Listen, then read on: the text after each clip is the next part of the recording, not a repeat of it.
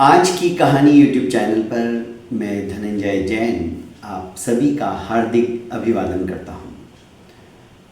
दोस्तों, प्राचीन समय की बात है। रंगपुरी नाम का राज्य था। वहाँ का राजा बुद्धराज, जो कि अच्छा तीरंदाज था, क्योंकि पूर्व राजे महाराजे विभिन्न विभिन्न शौक रखते थे।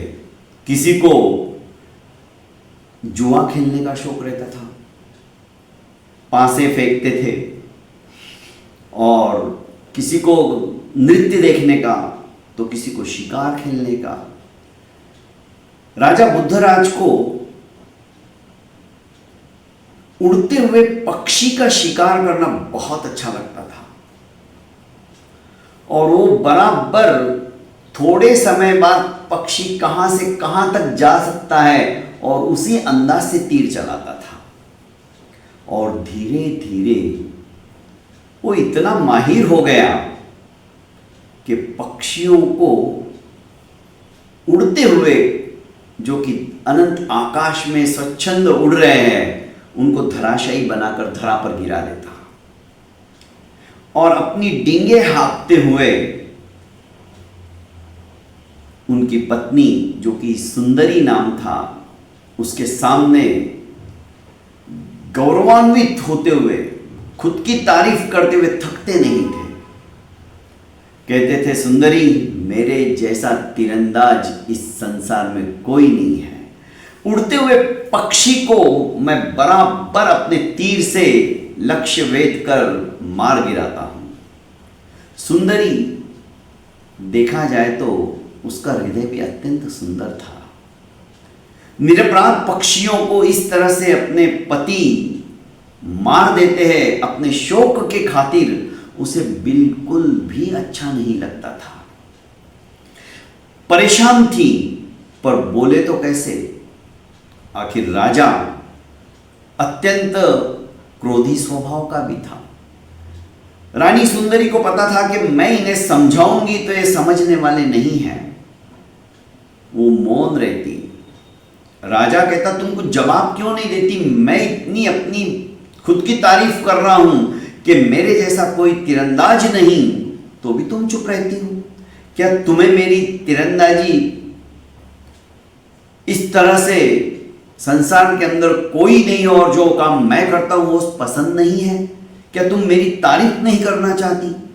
राजा बुद्धराज वारंवार रानी सुंदरी को इस तरह से कहते तो वो बेचारी किसी और काम में लग जाती, पर जवाब नहीं देती, अनुमोदना नहीं करती, क्योंकि जो काम महाराज बुद्धराज कर रहे हैं वो काम सर्वथा अनुचित है।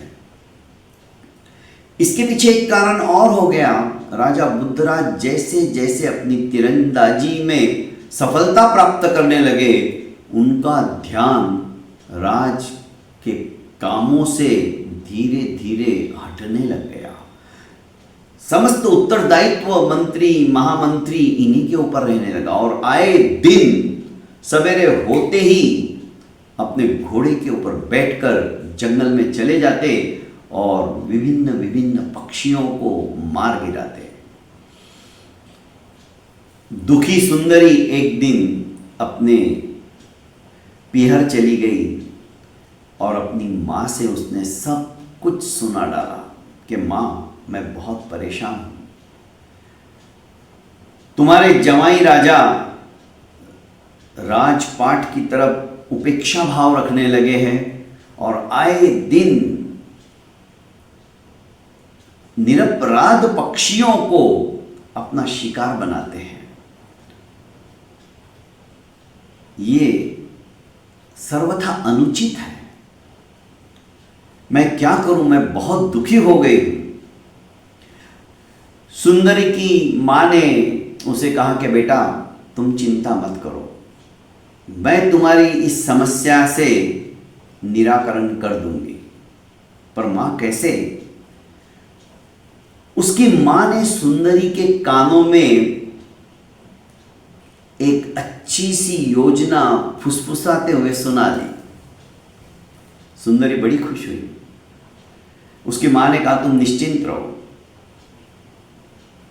बस जैसा मैं कह रही हूं तुम वैसा करो।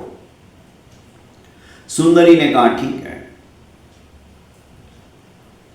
जब वो वापस आ गई अपने रंगपुरी के राज्य में, तो राजा बुद्धराज दूसरे ही दिन 7 पक्षियों का शिकार करके वापस आए और कहने लगे कि सुंदरी, आज तो कमाल हो गया, भगवान ने भी मेरा साथ दिया और मैंने 7 पक्षियों को निशाना मार के धराशायी कर दिया। मेरा निशाना अचूक, अभी मेरा एक भी निशाना व्यर्थ नहीं जाता है। सुंदरी ने कहा कि महाराज बुरा नहीं मानो तो एक बात कहूं। हाँ हाँ सुंदरी, तुम तो मेरी तारीफ कभी करती ही नहीं हो, आज ये सुनकर तुम कहना चाहते हो तो कहो।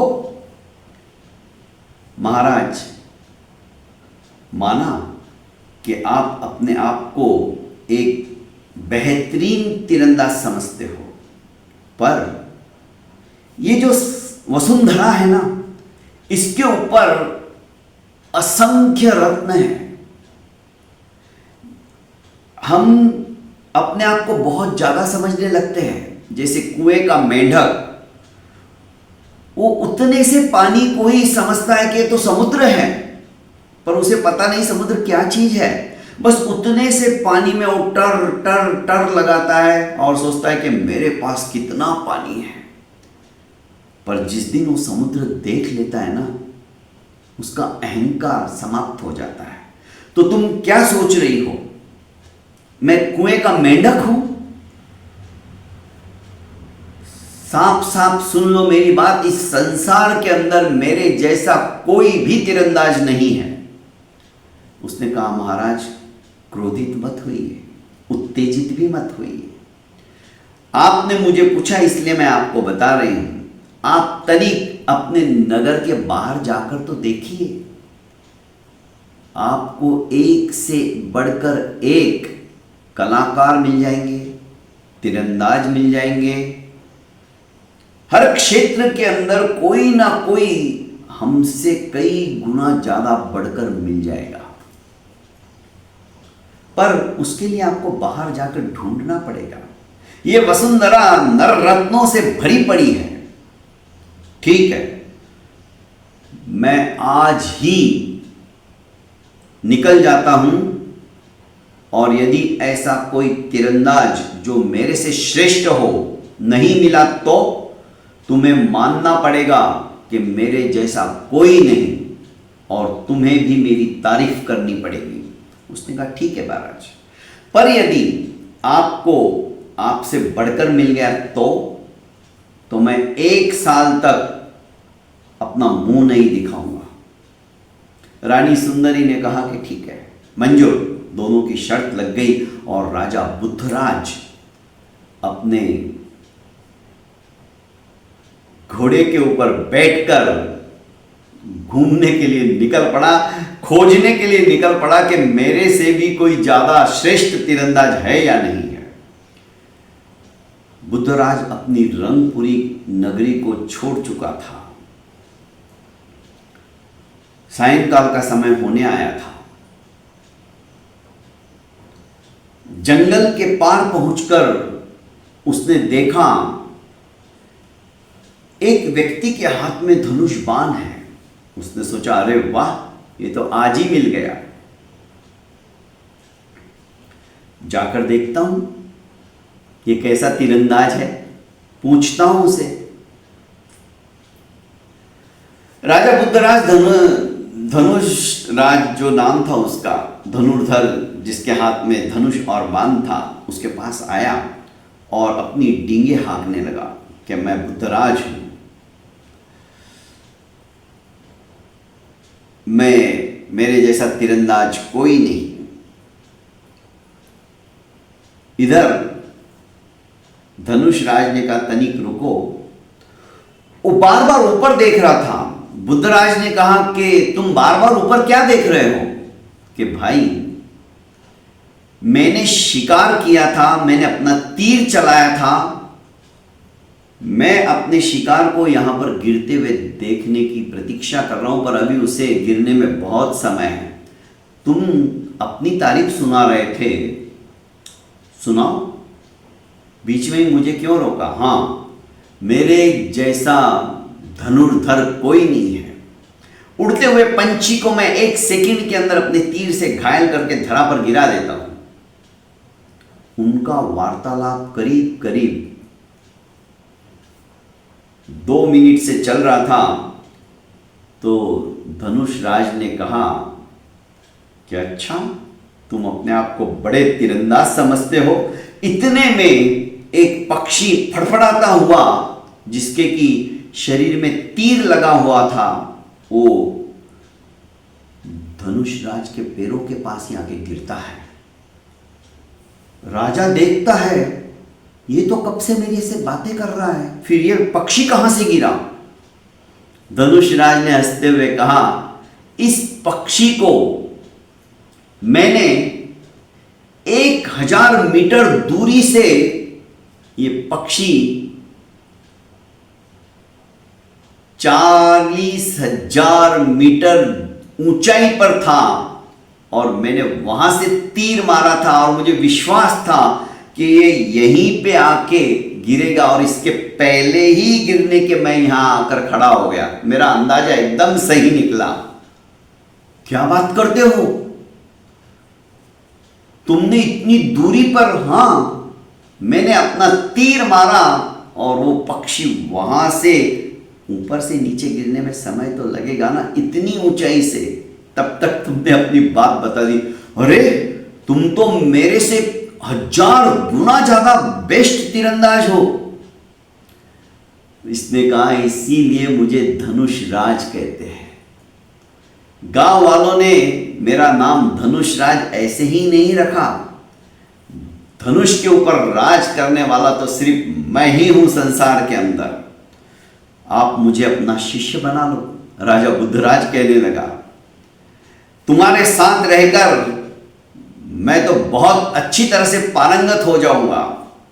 धनुष राज ने कहा, मैं तुम्हें अपना शिष्य तो नहीं पर मित्र जरूर बनाऊंगा, पर तुम शर्त हार चुके हो रानी सुंदरी से, क्योंकि तुम इसी खोज में निकले हो। अब तुम 1 साल तक अपनी रानी को अपना मुंह नहीं दिखा सकते हो, क्षत्रिय हो। उसने कहा, हाँ, बात तो सही है, पर अब एक काम करो।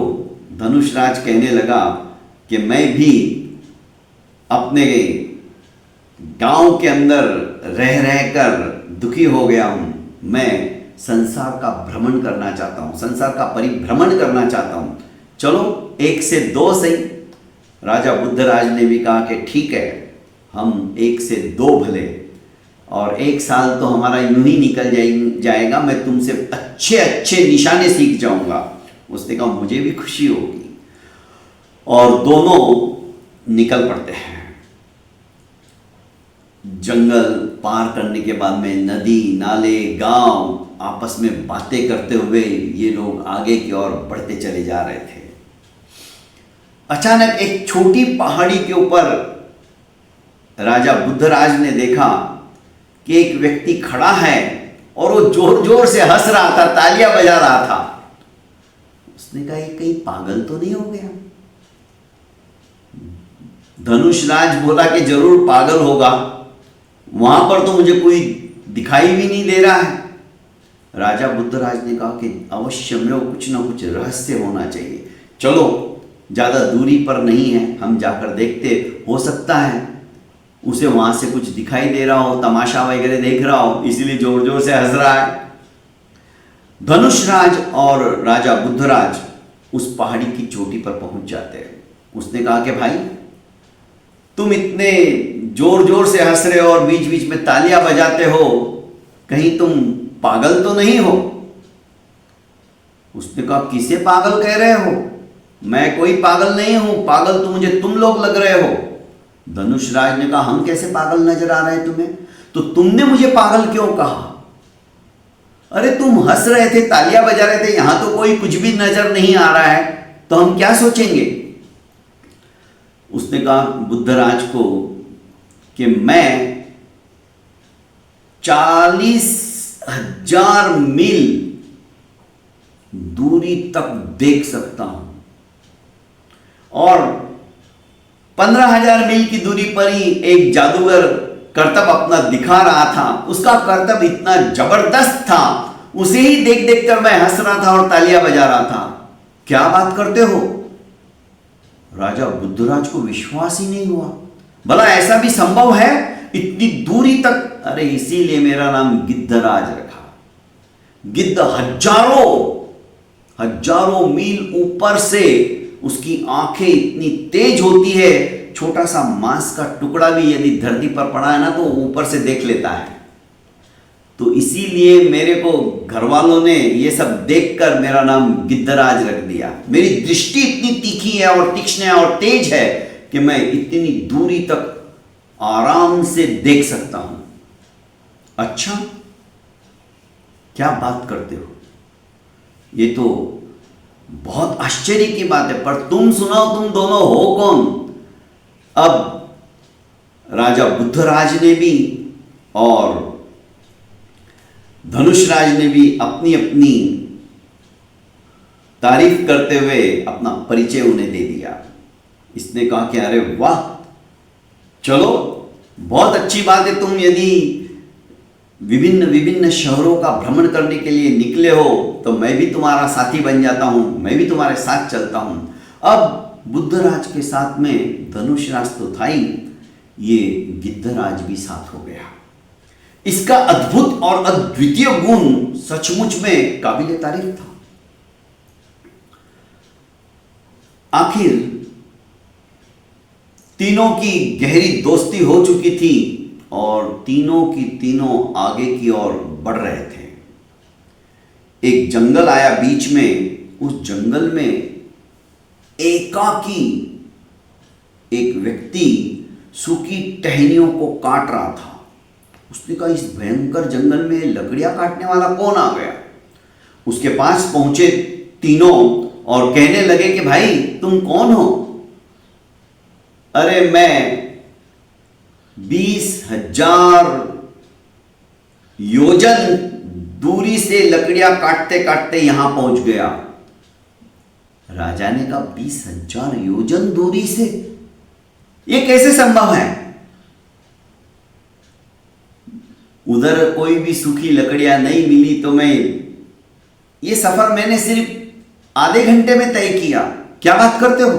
कैसे? तुम्हारे पास तो कोई घोड़ा भी नजर नहीं आ रहा है। घोड़े की क्या जरूरत है? घोड़े से 100 गुना ज्यादा तेजी से मैं दौड़ सकता हूं। राजा को और आश्चर्य हुआ। तो तुम कहां रहते हो?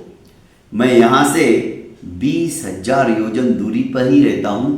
इस तरह से एक नीम के पेड़ के नीचे मेरा छोटा सा घर है, झोपड़ी है। मैं एकाकी रहता हूं, पर सूखी लकड़ियां वहां थी ही नहीं, इसलिए मैं यहां पे आ गया। राजा बुद्धराज को विश्वास नहीं हो रहा था। उन्होंने गिद्धराज से कहा कि भाई जरा देखो तो ये सच कह रहा है या नहीं। गिद्धराज ने आंखें विस्फारित करते हुए जिस दिशा में इसने अपना घर बताया था लकड़हारे ने, देखना शुरू किया और कहा, हां, नीम के पेड़ के नीचे एक छोटी सी झोपड़ी बनी हुई तो दिखाई दे रही है। इसके अलावा वहां पे और कुछ भी दूसरे घर नहीं है। धृतराज ने कहा कि हां, वो झोपड़ी मेरी है।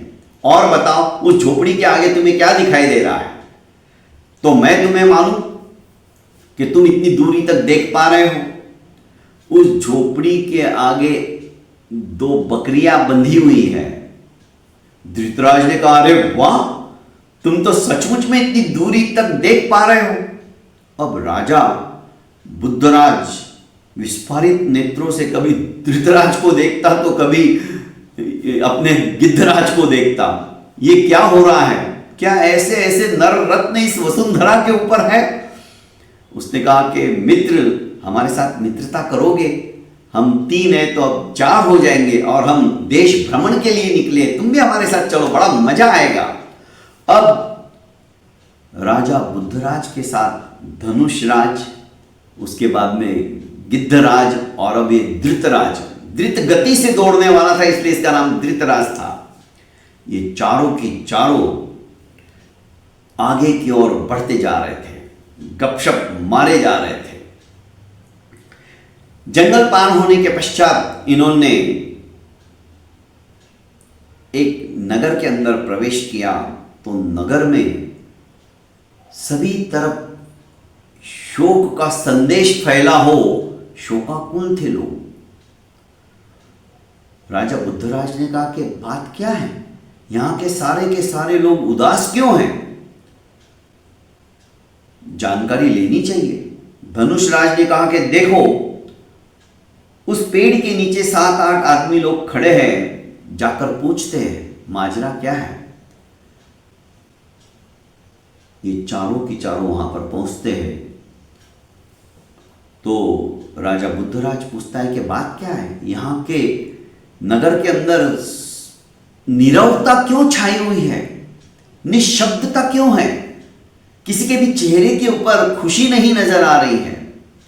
तो वहां के एक व्यक्ति ने कहा कि यहाँ के महाराज का इकलौता लड़का राजकुमार और एक राजकुमारी है, पर राजकुमार अत्यंत व्याधि से संत्रस्त है और आज शाम तक यदि यहां से 40,000 मील दूरी पर जो अमृत सरोवर है वहां से कोई एक कलश पानी भर के लाकर उसमें दवाई मिलाकर वैद्य जी कहते हैं कि राजकुमार को नहीं पिलाई गई तो आज राजकुमार चल बसेगा, गुजर जाएगा।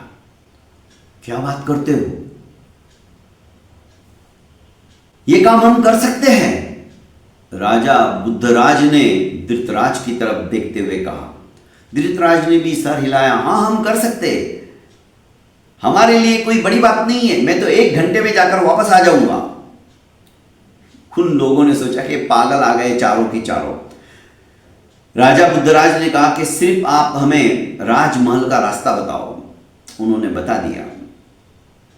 चारों अपनी अपनी गति से चलने लगे।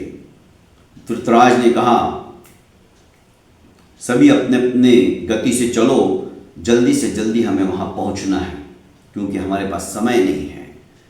इतना कह के उसने अपने घोड़े को ऐड लगाई। चारों के पास घोड़े थे क्योंकि राजा बुद्धराज ने जो धृतराज था जिसके पास घोड़ा नहीं था उसे नगर से घोड़ा खरीद के दे दिया था कि तुम कब तक पैदल चलोगे, हम घोड़े पर हैं और तुम पैदल चलो, हमें अच्छा नहीं लगता है।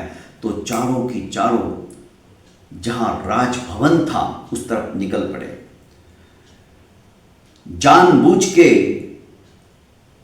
आंख बचाकर धृतराज और धनुषराज कब राजा के आंखों से ओझल हो गए पता ही नहीं चला, पर सबने निश्चय कर लिया था कि हमें राज दरबार में पहुंचना है। इधर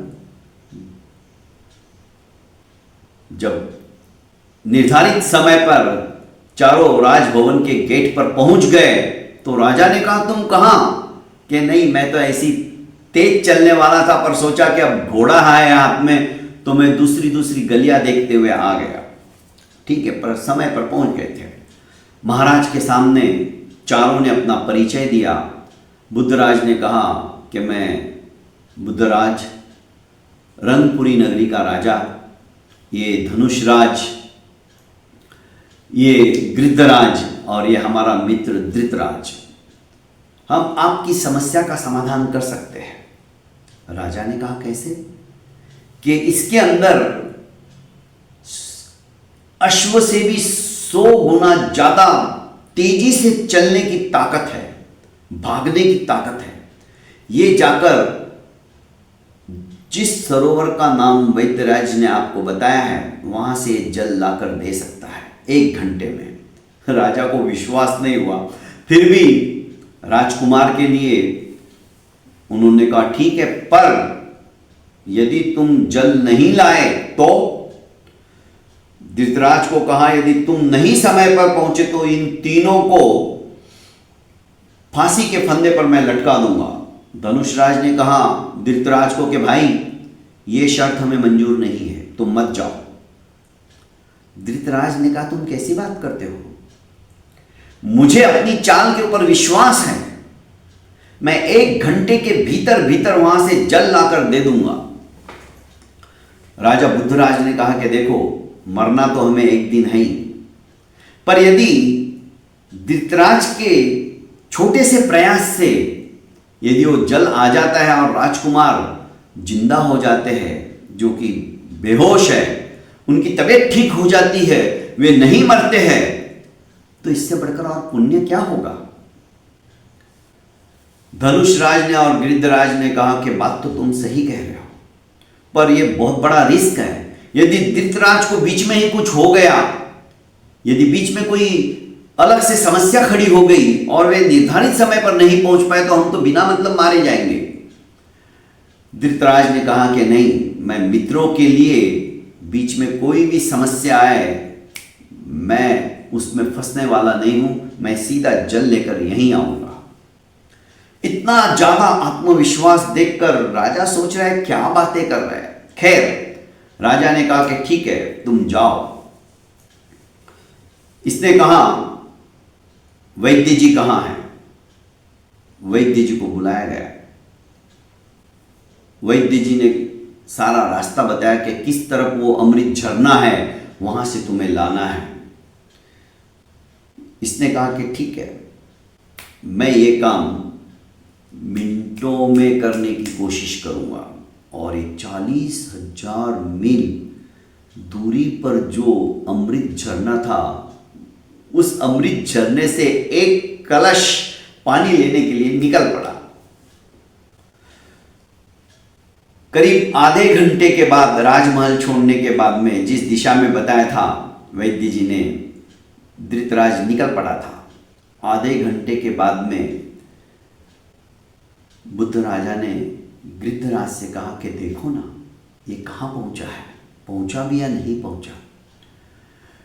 गिरिधराज ने दृष्टि फैलाई तो कहने लगा ये तो पहुंच गया है, और पेड़ के नीचे, नीम के पेड़ के नीचे ही जो सरोवर बह रहा है, अमृत झरना, वहां से वो कलश भर रहा है। राजा बुद्धराज बड़ा गदगद हो गया, अरे पर ये क्या। अब धनुषराज भी और बुद्धराज भी गिरिधराज की तरफ विस्फारित नेत्रों से देखने लगे। ये क्या मतलब, अरे ये पानी कलश में ले ही रहा है, पर उसी पेड़ पर एक भयंकर अजगर हमारे धृतराज की तरफ बढ़ रहा है। तो अरे वो यदि उसे निगल जाएगा तो मुश्किल हो जाएगी।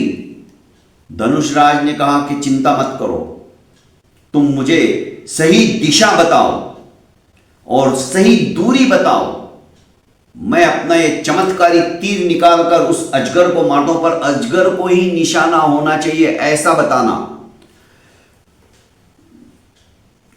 गिरिधराज ने कहा कि ठीक है, तुम मेरे पास सट के खड़े हो जाओ और जो दिशा मैं बता रहा हूं उसी दूरी पर, उतनी ही दूरी पर, उसी स्थान पर तुम्हारा तीर लगना चाहिए, ऐसा तुम करो।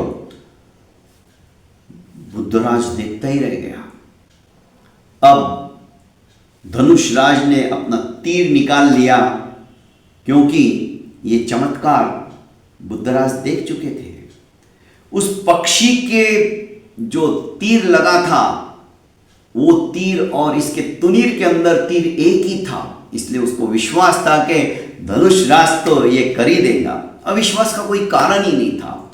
और जब गिरिधराज ने उसे निर्धारित स्थान बताया, धनुषराज ने अपना तीर चला दिया। तीर जाकर बराबर अजगर को लगा। अब गिरिधराज कहने लगा कि वाह दोस्त, क्या बात है, सही समय पर बुद्धराज यदि मुझे नहीं कहते तो मैं नहीं देख पाता और बहुत बड़ी हानि हमारी हो जाती। धनुषराज, तुमने सही कहा था कि हम मुसीबत में फंस जाते, पर अजगर पे तुम्हारा निशाना क्या सटीक लगा, वो तो जबड़े के अंदर पकड़ने ही वाला था और तुम्हारा निशाना उसके जबड़े में ही लगा। अब तो धृतराज जल्दी से वहां से निकलने की तैयारी में और आधे 1 घंटे के अंदर अंदर यहां पर आ जाएगा। इन लोगों की इस तरह से वार्तालाप सुनकर राजा वगैरह भी सोच रहे थे कि हो क्या रहा है। ये सब कुछ राजमहल के छत पर से इन लोगों ने किया था। सभी नीचे आए, इंतजार करने लगे। 1 घंटा तो यूं व्यतीत हो गया। 1 घंटे के बाद में धृतराज के हाथ में कलश था और उसमें जल भरा हुआ था। वो आया और महाराज को कहा कि अब जो दवाई है इसमें मिलाकर पिलाइए। और सचमुच में राजकुमार को उस जल से जब वो दवाई पिलाई गई, वैद्यराज से मिली हुई, राजकुमार उठकर बैठ गया। चमत्कार! सभी तालियां बजाने लगे, हर्षोल्लास होने लगा। राजा गदगद हो गया। उसने कहा कि सचमुच में तुम चारों कमाल के हो। अब मैं चाहता हूं कि इसका विवाह तुम चारों में से किसी एक के साथ कर दिया जाए, क्योंकि मेरी राजकुमारी, मेरा बेटा जिंदा हो गया तो तुम्हारे चारों जैसे मिलना तो मुश्किल है, पर किसी एक के साथ ही मेरी बिटिया की शादी होगी, विवाह होगा और वो विवाह योग्य हो गई। मैं अपने पुत्र के बचने की खुशी में अपनी पुत्री का कन्या दान करना चाहता हूं, पर तुम चारों में से कौन उसके साथ योग्य समझते हो, उसे विवाह करने दो। मैं तो सोच रहा हूं कि धृतराज को ही उसके साथ विवाह होना चाहिए, क्योंकि ये अपनी जान को जोखिम में डालकर इतनी दूरी से कलश में भर के पानी लिया और इसी के जल से ये बचा है। बुद्धराज ने कहा कि आप सही कह रहे हो, धृतराज के साथ इसका विवाह होना चाहिए। तो धनुषराज ने कहा कि नहीं, यह सर्वथा गलत है, ये तो मेरी योजना थी। योजना? सभी के सभी आश्चर्यचकित हो गए। इसलिए इसके साथ में विवाह मेरा होना चाहिए। पर तुम क्या कह रहे हो, कैसी योजना? कि महाराज, अब सत्य को उद्घाटित करने का समय आ गया है। उसने बुद्धराज की तरफ देखते हुए कहा कि महाराज, हम चारों में से किसी के भी अंदर ये गुण नहीं है, ऐसे गुण नहीं है जैसे कि आपको बताए गए हैं। हम तो धनुषराज, गृद्धराज और धृतराज तीनों रंगपुरी नगरी के ही एक छोटे से गांव के अंदर रहने वाले धूर्त है, ठग है। हमारा काम ही ठगी करना है।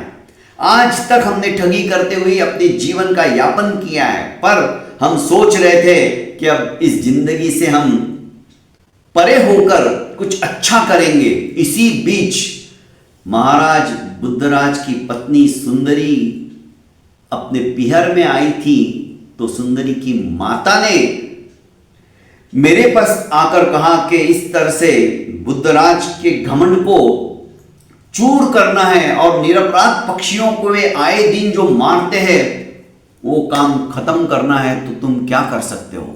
तब फिर मैंने योजना बनाई।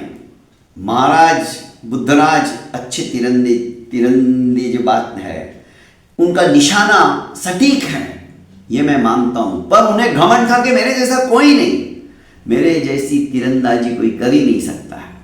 उनके घमंड को चूर करने के लिए मैं जंगल के अंदर खड़ा था।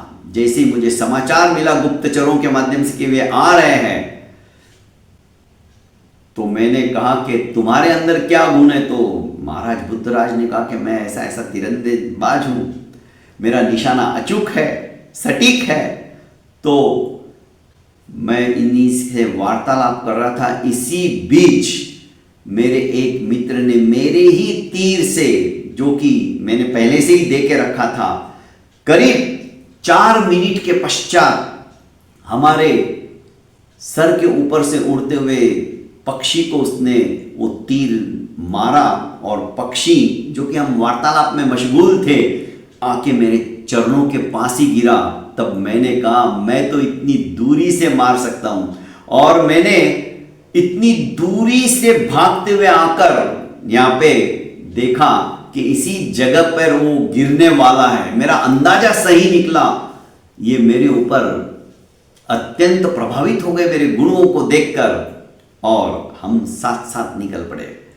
जिसने तीर मारा था वो गृद्धराज पहले से ही एक पहाड़ी के ऊपर बैठा हुआ था, और मुझे पता था उसने दूरदृष्टि की बात बताई, तो हमने उसे भी अपने साथ ले लिया।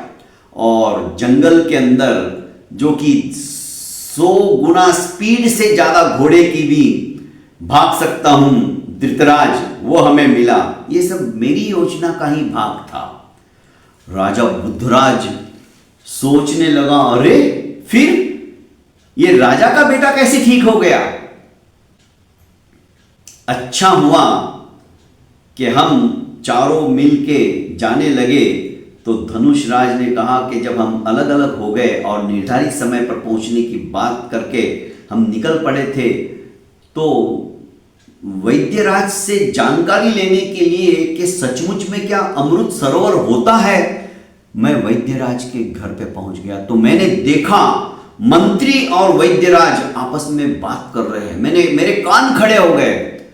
मंत्री की योजना थी कि आज शाम को ऐसा कोई सरोवर है ही नहीं है, ऐसी बात फैला दी गई थी, और आज अंतिम दिन था, कोई ला ही नहीं सकता है। और आज वो पुड़िया के अंदर जहर मिलाकर पिला देने वाले थे, और राजकुमार हमेशा के लिए समाप्त हो जाएंगे। राजकुमार गया तो मंत्री खुद, राजा बूढ़ा होने आ गया है, तो मंत्री खुद राज सिंहासन हड़पना चाहते थे।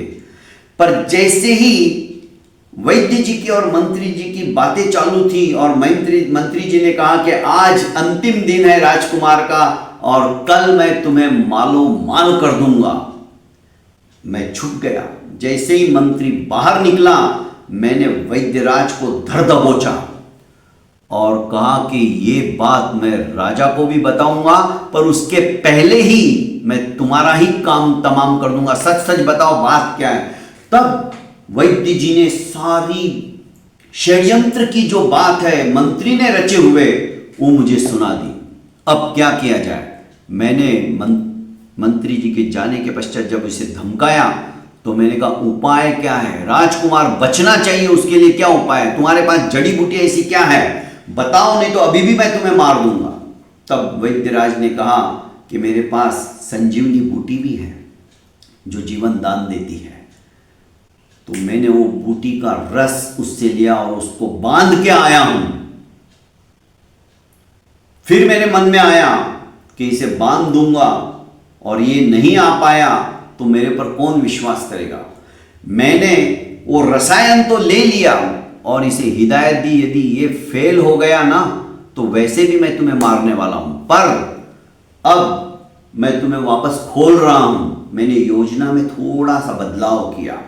राजा के यहां से बुलावा आने के पश्चात तुम्हें आना है, ये रसायन मेरे पास ही रहेगा, और तुम्हें धृतराज के उस कलश से जो पानी रहेगा उसमें ये मेरे सामने तुम्हें राजकुमार को पिलाना है। यदि राजकुमार उठ के नहीं बैठा तो मैं समझ जाऊंगा कि तुमने धोखा किया, और उसी समय हमको तो मरना ही है, पर तुम्हें पहले मैं मार के मरूंगा।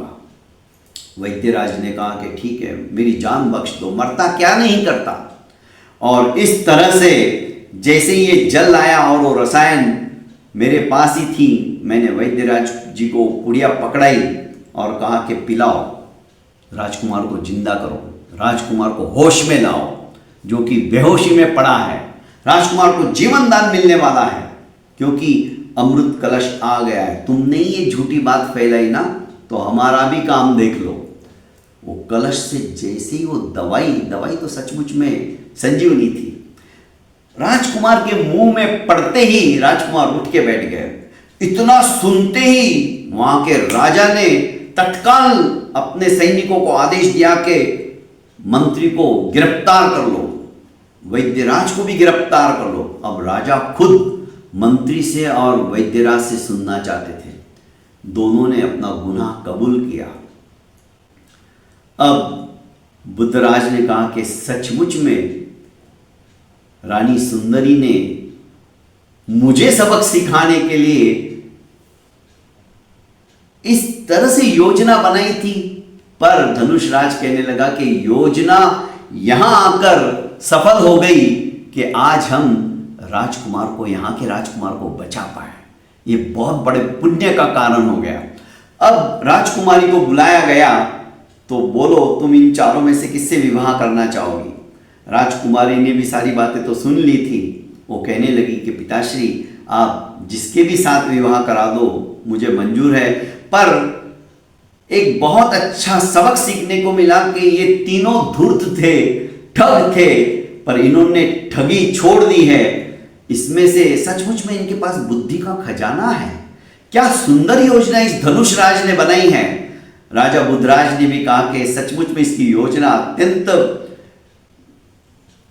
मतलब एक तरह से यूं कहूं कि अद्भुत थी, और इसी योजना के कारण से आज राजकुमार बच पाया है।